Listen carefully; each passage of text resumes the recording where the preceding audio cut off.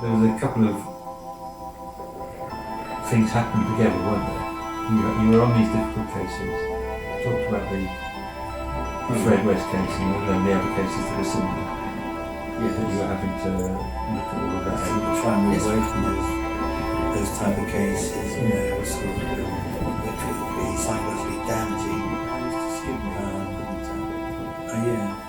It's not easy to sit in court and hear. I would read it in depth, I thought, and it was wrong. Being affected as well. Unused material, for instance, you know. So that all, I would just put it aside. I'd skim read them. I'd take it. If I was criticising many people, that's affected. I'm not reading this. It had to be damaging. It's not easy to sit in court and hear people being affected as well. Witnesses, I mean, you know, so that all played a part. But but there were many people that were affected. And had to be. Is that watching a horror movie? I thought, no. I mean, when I was young, I used to watch Vincent Price and that was bad enough. I thought, now I'm reading this stuff, and I just left it. And it did affect me.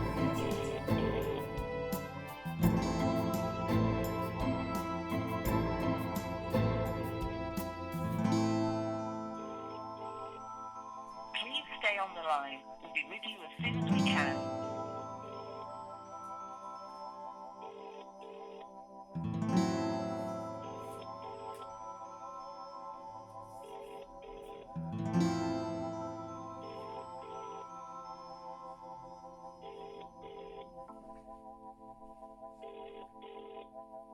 Please stay on the line. We'll be with you as soon as we can.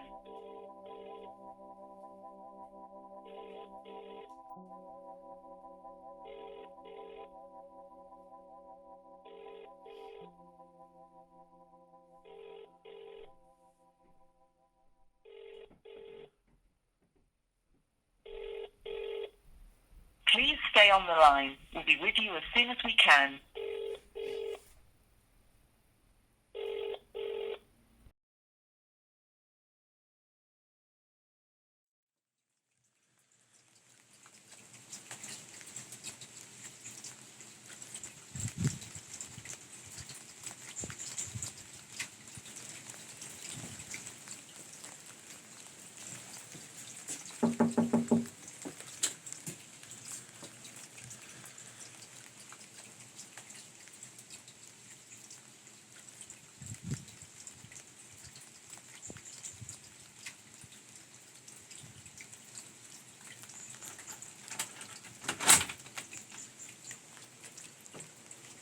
Hello, Dad. Hello, Si. You right? Good to see you. Good to see you. How you doing? Fine, fine. Very modern camera. Very modern. In fact, it's a mobile phone. In what, sorry? In fact, it's a mobile phone. It's a mobile phone. Yeah. Really? Yeah. Goodness. I tend to work in. I tend to try and plan ahead now. Never used to in my early life. Right. I even trying to plan the year. Really. Really? Why? New Year's resolution. Yeah. Why is that then? Why? I just I'm trying to make the most of my time. I don't know about you, but as we get older, I think our time is important. It's more limited, isn't it? It certainly seems to go faster.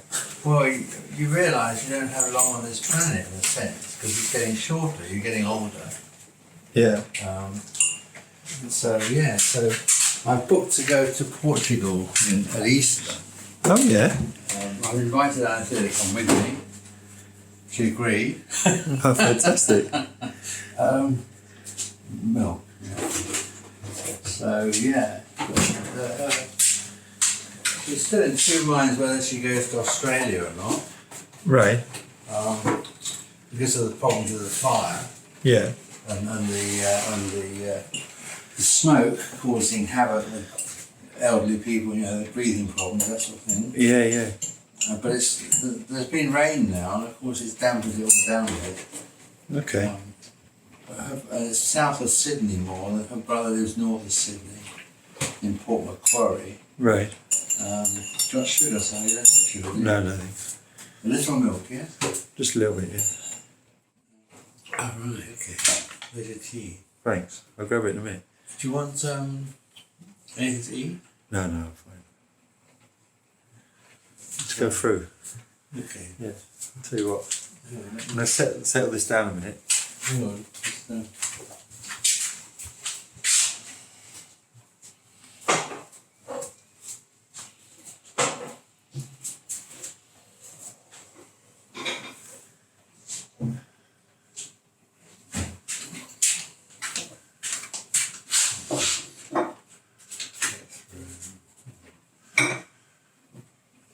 Okay. You got him? Yeah.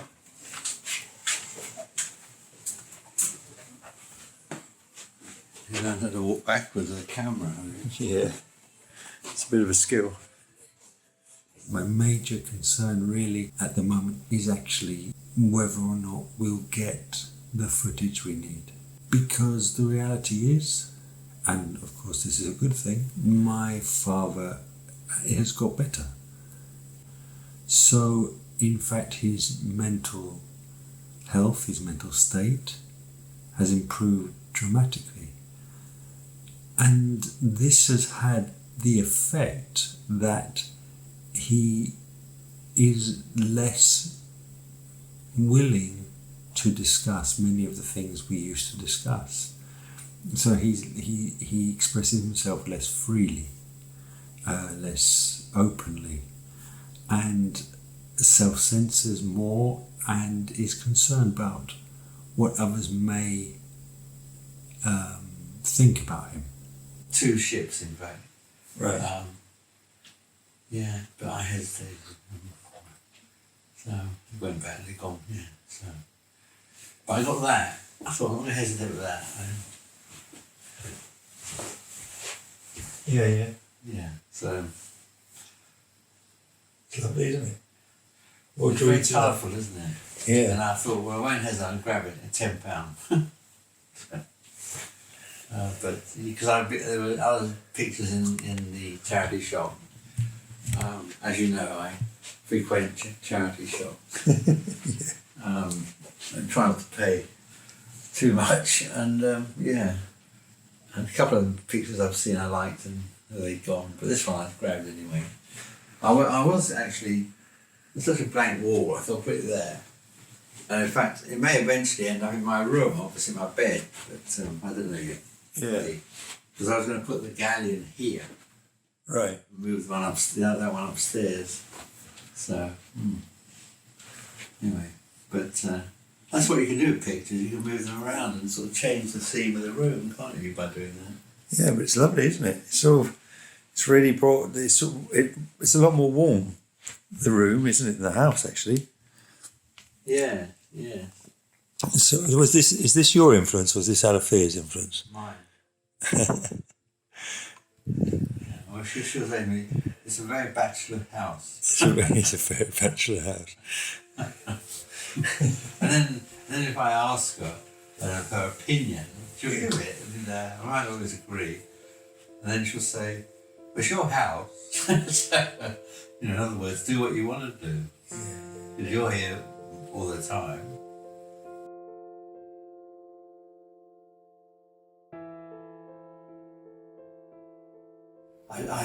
I'd studied, I had to read these awful cases about, people, what identity murders and all that. I had to read that for my degree and I didn't want it, so that's why that was the lowest mark I got. A whole of it. And then I ended up having a job, and the only job I could get with that law degree was criminal law. And I had to go and join the CBS in Cheltenham. I had to drive to Exeter, Winchester, Salisbury. But mind you, I didn't mind that because, you're on your own, and I was seeing the countryside and I was meeting various people, and so in that sense it was fun, But after a while, after about 10 years or so, it got to me in the end. So, or 15 years, it got to me, and I thought, no, this is silly. It's affecting me, and I had people who I got well with saying, why are you here? Just go, Paul. You're unhappy. Go. Get out. So I used to go to Africa, and you see, but I used to work the system where I used to ask for a month off. I used to have they brought managers into the CPS as well to work out the money side of things there, and they used to wonder how I knew because they'd come in new, and they wondered how I got round things. And I had one manager say to me, "You're in the civil service, weren't you?" And I just say yes. And I thought, why did he ask me that? Because it triggered. After a while, I realised what he was meaning, because the system was you could only have 3 weeks off. So I used to do flexi time. I used to work and go early in the morning and work late at night. Then they would say to me, "Why are you here? It's time to go." And I say, "Well, no, I've got a case to finish," which I probably would have, because I was conscientious. I wanted to get things done. I don't want to be humiliated in court, whatever, and I'd do it. But I used to put in the overtime, which you could do then. And then they scrapped the overtime, but it has flexi leave. So then I use the flexi leave. So then I say, "Well, you owe me all this. I want a month off." And then they reluctantly give it, because after a year you lose the flexi leave. So I'd go off for a month then to Africa. And it was great, because then I would recharge my batteries and come back. But coming back into that system again was, it was difficult. But the month off was your way of coping. It was, yeah. Being in the middle of nowhere in Africa, which I loved really. Yeah. Yeah.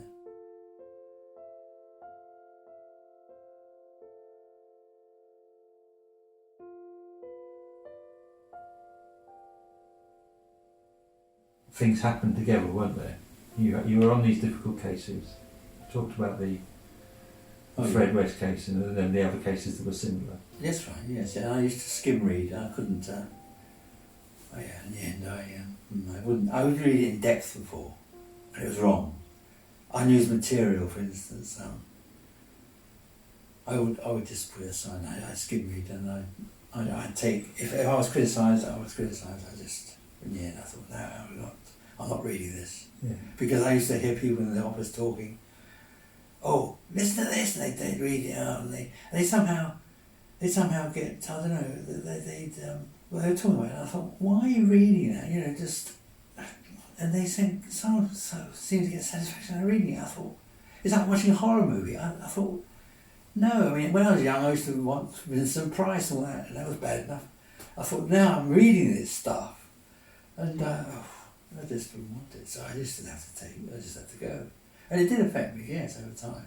It's a workplace, because whether you like it or not, there's gossip. You tell people, it's confidential.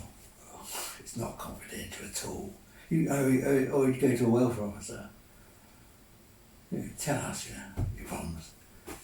And of course, you realise it doesn't do any good. You get your report. It's like being at school, you could do better. Or lacks foresight. Civil service has all these boxes you tick, lacks foresight. I have great foresight, in fact. And I've been marked down for foresight.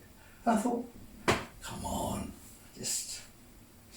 And as you get older, you don't want that, just...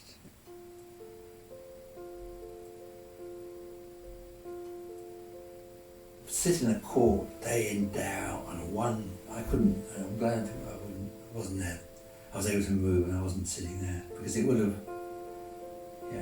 destroyed me, I think, eventually. Didn't it destroy you eventually anyway? I suppose it did, in a sense, yeah, it did.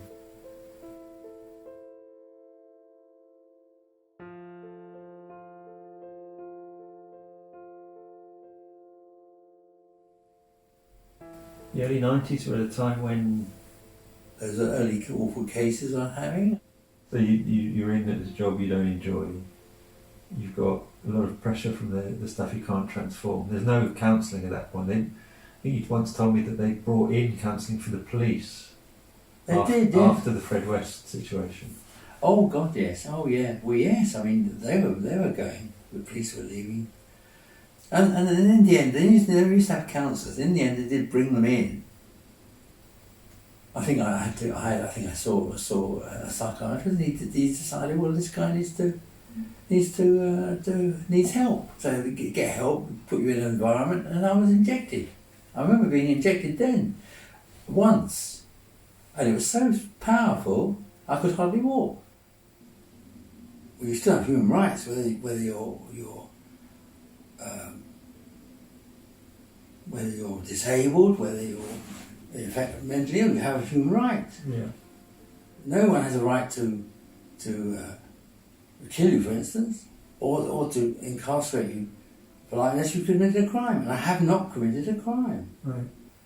Yeah. And so someone who is maybe vulnerable going into that environment is very disempowered. Very much so, yeah. Very much so. And especially if you're in for the first time and you're injected, that drug I've never heard of or couldn't pronounce now, I mean, that's a classic example, because I kept not wanting medication, and then they would insist you're going to have it, whether you like it or not, and you get it, and then they'll say, well, you've got to continue having it. And I say, well, I don't want it. And then they won't listen. And then that's what happened to me. I had people trying to harm me. I felt people trying to harm me because they were being overprescribed. In 2002. Well, yes, it was getting, yes. I mean, exactly, yeah, I was. I've been overprescribed throughout.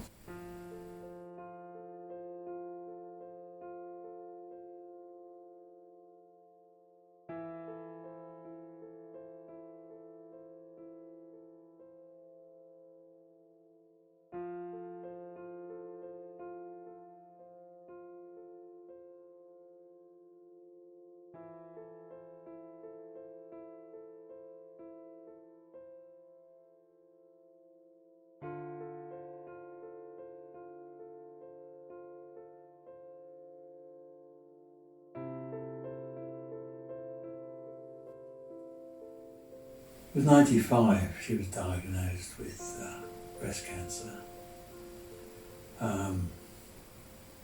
She wouldn't tell me, you see, this is the other thing. She kept things, she was very, think I'm quiet and reserved, but she was troubled for a long time.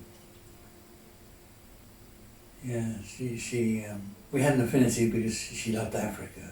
But she couldn't hardly talk about it, and then eventually she did to me, and that affected her health, of course, and caused her, I think, stress and cancer.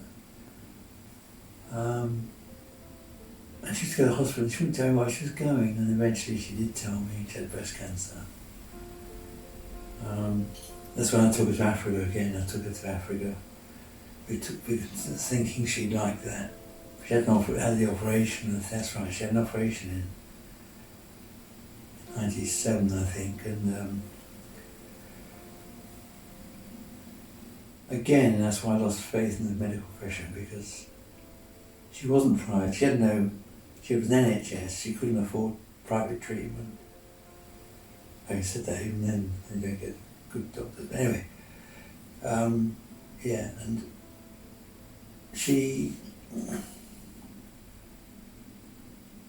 the operation, I don't know who did it. It was done at Gloucester Hospital, and they effectively mutilated her in a sense, because she came and she said to me, "They treated me like a piece of meat, lymphoma or whatever it is, a tumour behind the breasts, and they had to try and help her by removing it in some way, but they did it sort of from the back. But all this side was, the operation was such that they were trying to help her, and they couldn't, it they didn't stitch her up. I didn't or couldn't stitch her up after the operation. It was effectively a botched job in my view. In hindsight, she may not listen to me, but she should never have had the operation. She should have just lived with it, perhaps. If you can live with cancer, I don't know.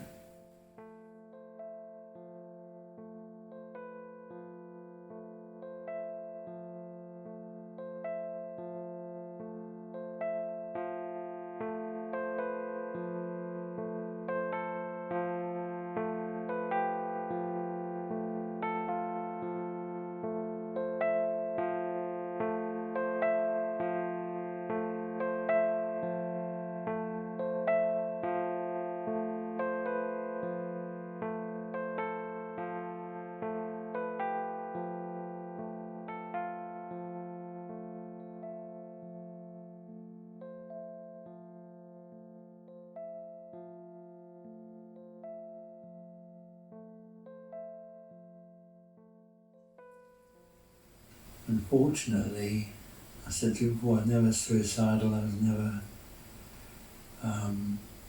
I was given inappropriate medication over time, and I was unable to... I voiced my opinions, but they weren't always listened to, and I managed to, I think I said to you, not take what was given to me. And for that reason I've survived. So your experiences, I mean, you end up in hospital after all of these cases in the early 90s, and then you end up again in hospital in the beginning of the 2002, and then you've been in several times up until about 2016 in hospital. And your experience in hospital, it seems to be, as you say, you go in, and you end up having to work out who you can trust, who you can't trust, exactly. Both for the staff and the patients. Yeah.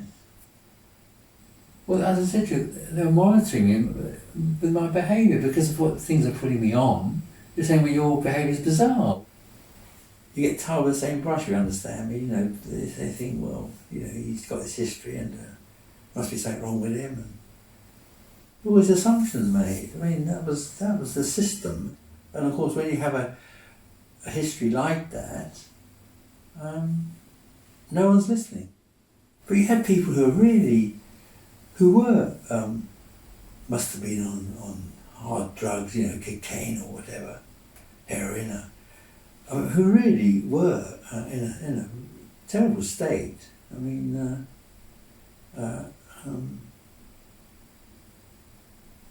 you know, come in and they've been the homeless. In fact, the homeless would be in there. You know, hadn't got a proper shirt, and they come in off the streets, and some would go in, especially winter time. And I happened to be in there one Christmas night, and they'd have to put them in there because they had nowhere to put them. And there were people who weren't, for instance, to my knowledge, violent. Some, of course, were, and they were moved away. But the people I mixed with, fortunately, I instinctively knew I wouldn't want to associate with them, and I kept my counsel. But the others who I did talk to, I thought, I don't believe that this person is you know, they're very placid. I was placid.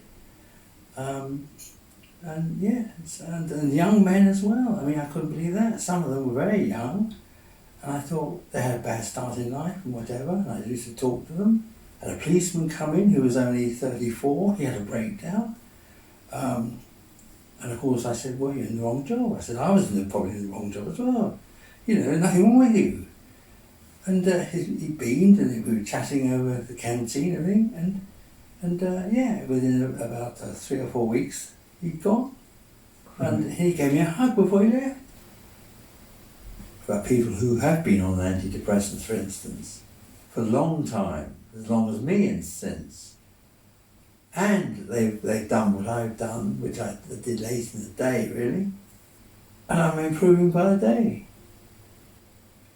But to get out of that system and off that treadmill, if you like, it's not easy. And a lot of people never recover.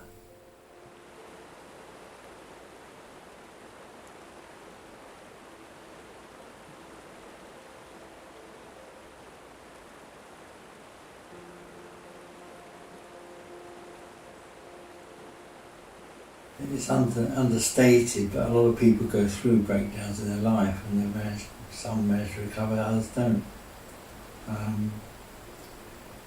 They all need support as well. If you don't have support from your loved ones or people around you, close, or medical professionals, and you can, you can get stuck in the system.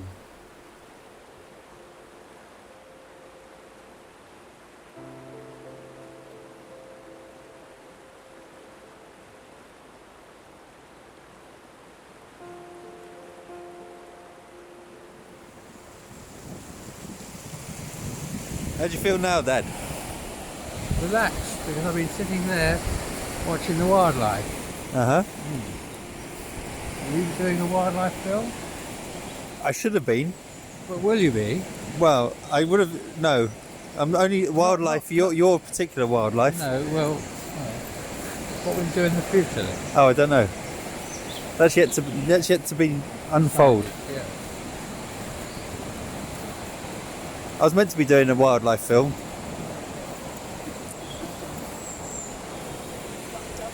About ducks, and Dave would have liked me to do a wildlife film. That was one of my tutors. Well, why didn't you do one? You know me. Do I ever do anything I'm told? No comment.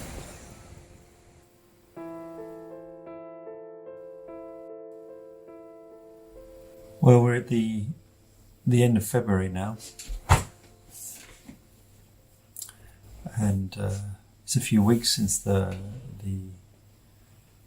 first filming of my dad. He went away, so we've not been able to do anything since then.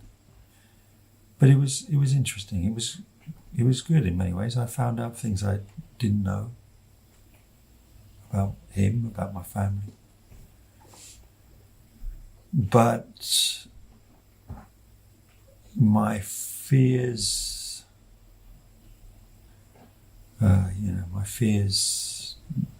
they did seem to be justified. We talked about lots of things, about his past, his childhood, his life.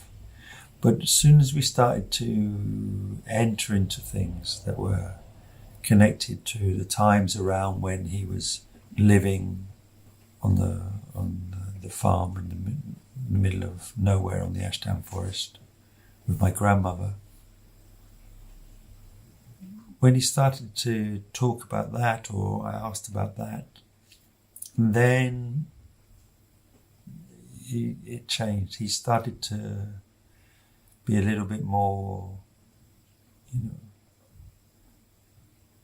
self-centering, more constructed in his answers. Since he's become more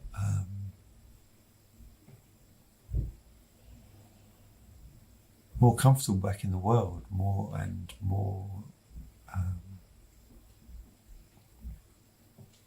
healthy, really, from a mental health perspective. Of course, he's become more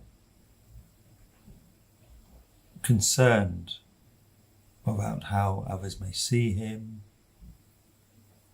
about how he's presenting himself to the world. And so he's not wanting to speak derogatorily about anybody. And that's fair enough. Also, he's looking to try and resolve and heal the relationships of the past. In fact, he's sort of quite forgiving in some respects, and about how he was treated and how those 15 years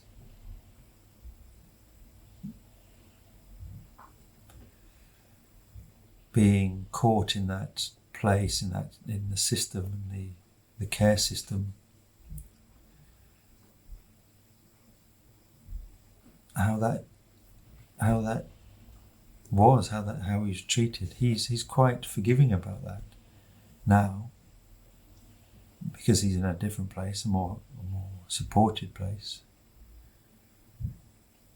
and that's healthy. That's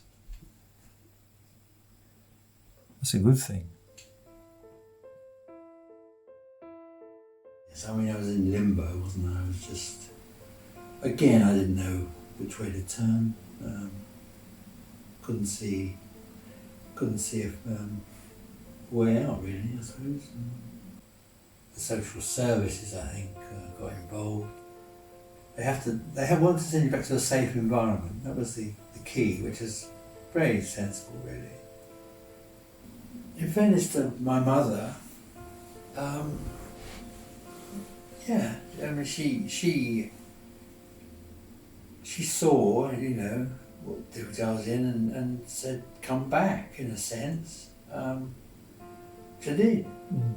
Yeah, she wanted me there. Yeah. She wanted me there for her own benefit as well as mine, really. Yeah. And then I got into a position where you were effectively an unpaid carer. I think it got to the point where, as you know, she had dementia, and wasn't a safe place for me to go back. Not a safe place for her to stay on her own. They were trying to find out, where would I go if I wasn't at the farm?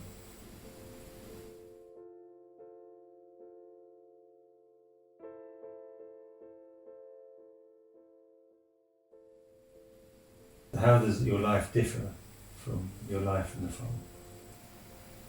Well, I can make my own decisions now. I can be without television, I could be without radio, I could be without this and that, I could be a hermit if I wanted to, because I'm not living in a cave. So yeah, I can make my own decisions. Frankly, that's good. And I couldn't do that before. I was on medication. I couldn't say stop because no one would listen to me.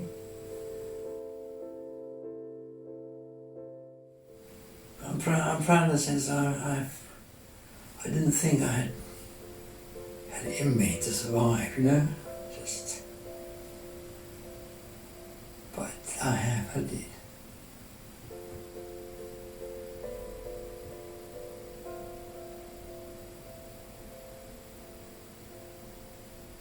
You never know until the back's against the wall what you have in you, really.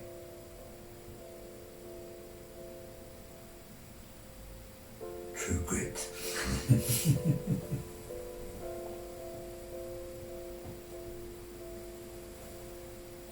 Yeah.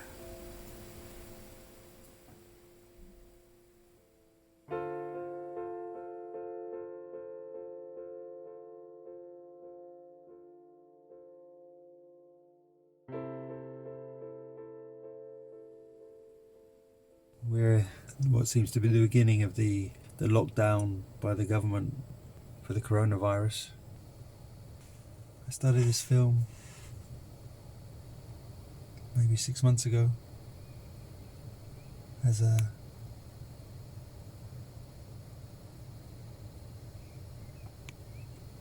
way to explore how an individual is trapped and controlled within systems.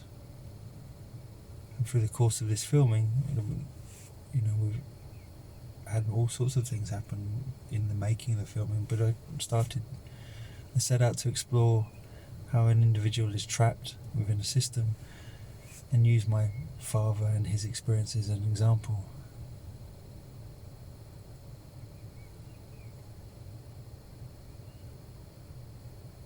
And by the end of this film,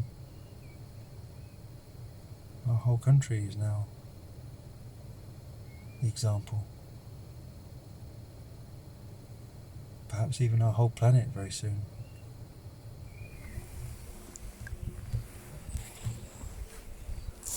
We're now in the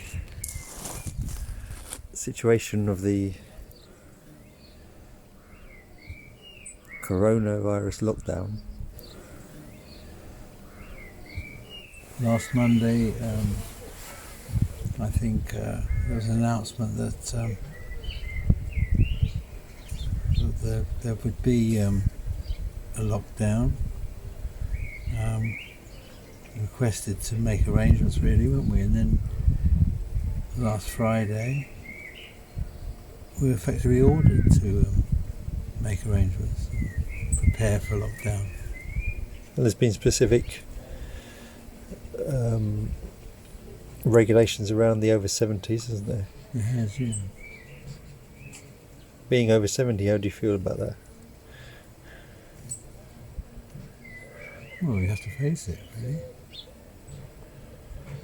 You've lived through a situation where your freedom has been restricted for one reason or another on a personal level over the last 20 years.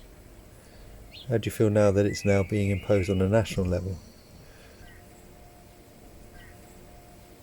Not happy about it, no. Do you trust what's happening? I think, like many people, we're sceptical. I've heard actually people are. I think there's another reason. The various societies, various countries are taking different draconian, extreme measures. Problem is, we seem to have people in power who want to impose their will. There's this tendency to subjugate people. Yeah, it's hard to contain one's anger, really. Don't see it improving for people over at my age. It's as if we're being written off and herded into a corner, and yes,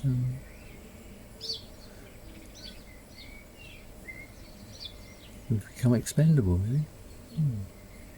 But it's not only happening to me, is it? It's happening to younger people. It's not just me.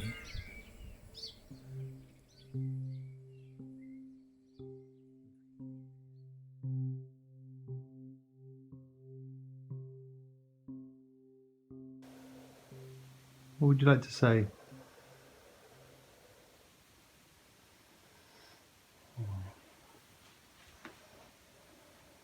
What would you like to say, Dad?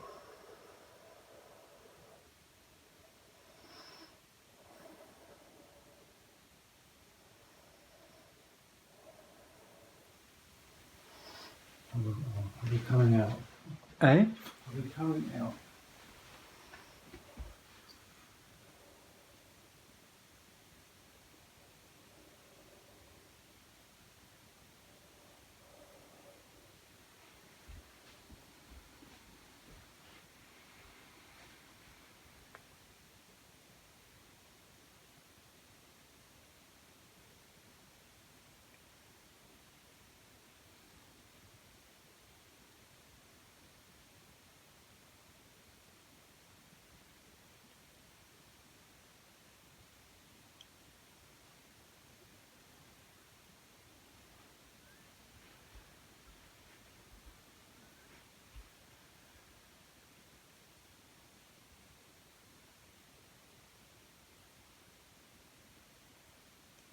I love you, Dad.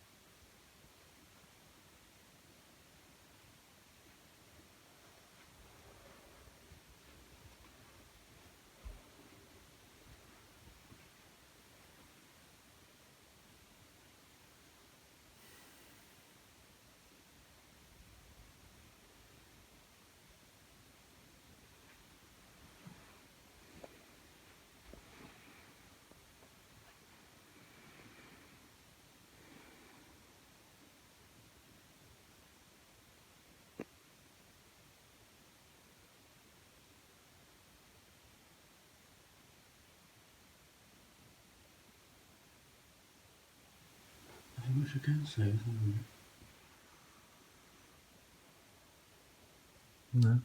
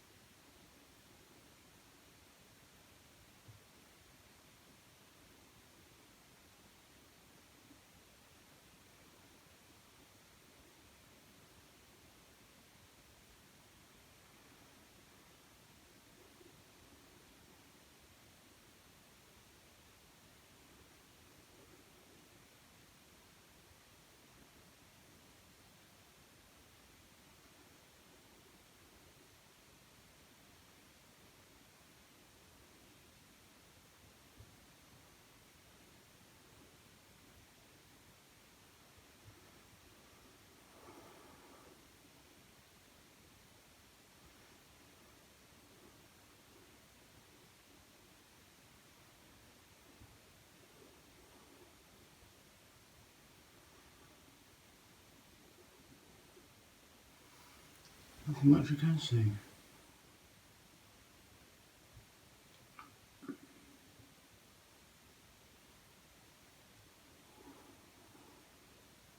What would you like to say?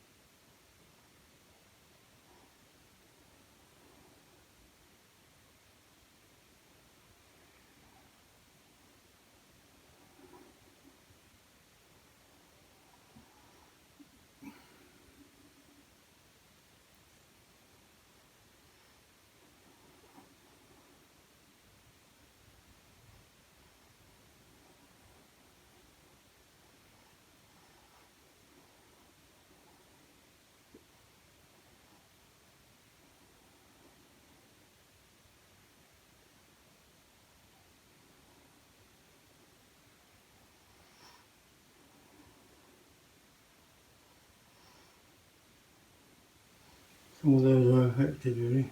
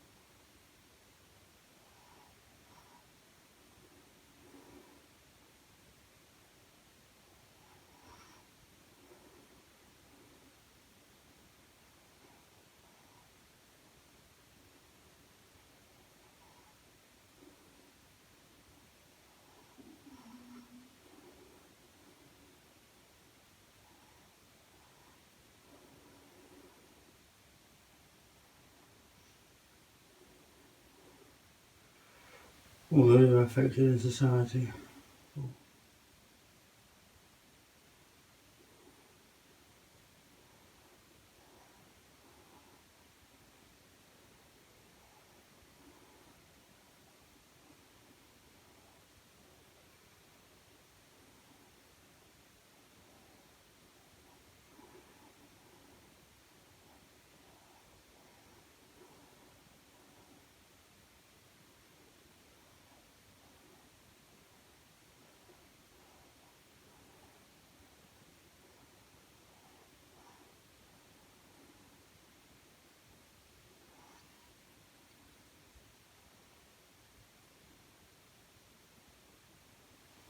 That's all I can say.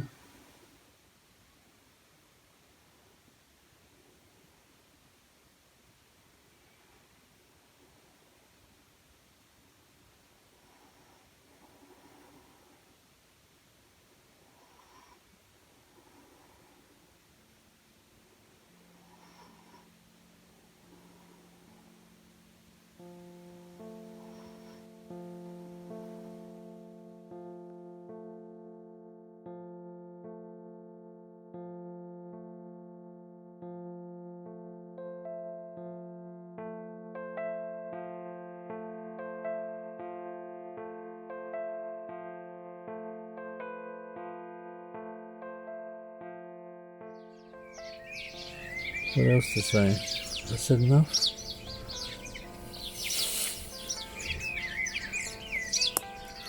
Be a rebel.